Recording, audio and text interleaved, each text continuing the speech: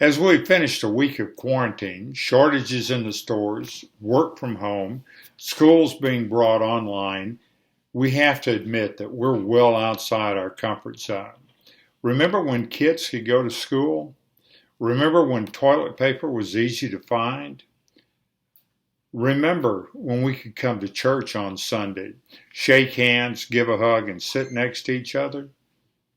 Remember when church was a building?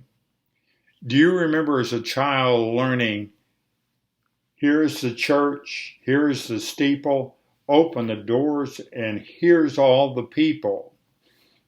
That's what we've been accustomed to.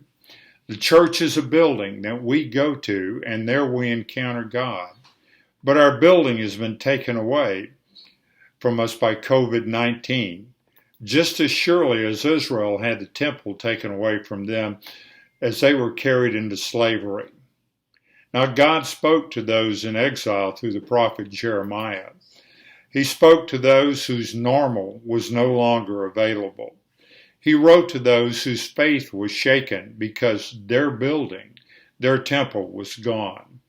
The message that Jeremiah brought to them was, build houses and settle down, plant gardens, eat what they produce, marry and have sons and daughters, find wives for your sons and give your daughters in marriage, so that they too may have sons and daughters.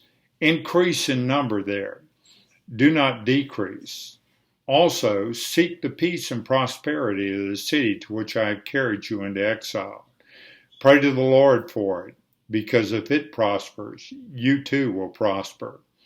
In other words, live life as normally as possible. Don't let your circumstances shake your faith. As Jeremiah goes on to say, for I know the plans I have for you, declares the Lord, plans to prosper you and not to harm you, plans to give you hope and a future. That was a reminder for them that the future is in God's hands. The Father knew from the beginning what was going to happen. Yahweh had made a covenant with Israel, and though they were unfaithful, he was not. God speaks to us today through our situation. God says to us, live your lives as my covenant people. This was not a surprise to me. I know the plans I have for you. Plans to prosper you and not to harm you. Plans to give you hope and a future. We have hope and a future. We don't have access to a building anymore, at least for a while. We're back to the church as ecclesia, the congregation, the way it was in the book of Acts, rather than kirk, the building that we have grown used to. And that may be the best thing that happens to us during this crisis. We rediscover that God's people, the followers of Jesus, don't belong in a closed-off building.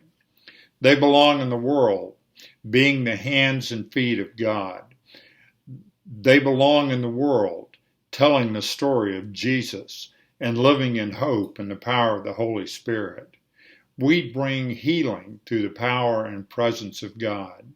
So we may not be able to say, here's the church, here's the steeple, open the doors, and here's all the people. But we can sing another VBS favorite. I am the church, you are the church, we are the church together.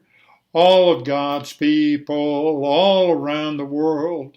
Yes, we're the church together. We're not forgotten. We're not unheard. We are not powerless. We are the church, and the gates of hell will not prevail against us. So let us lift our voice in prayer and praise, and charge the gates and take the victory. God bless.